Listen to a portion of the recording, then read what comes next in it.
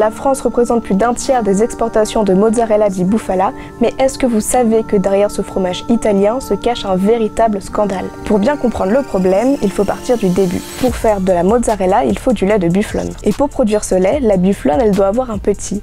Et qui dit naissance dit aussi nouveau-né mâle. Et c'est là que le problème commence, leur viande se vend très mal alors ça coûte trop cher de les élever. Résultat, les éleveurs préfèrent s'en débarrasser, ils sont noyés, enterrés vivants ou laissés à mourir de faim. Alfredo Riccio, consultant pour une ONG, raconte même avoir retrouvé des restes de nouveau-nés dans un enclos pour chiens de chasse. Les associations dénoncent depuis des années ces maltraitances. Mais le directeur du consortium de la mozzarella di Bufala Campana, Pier Maria Saccani, lui réfute ces accusations.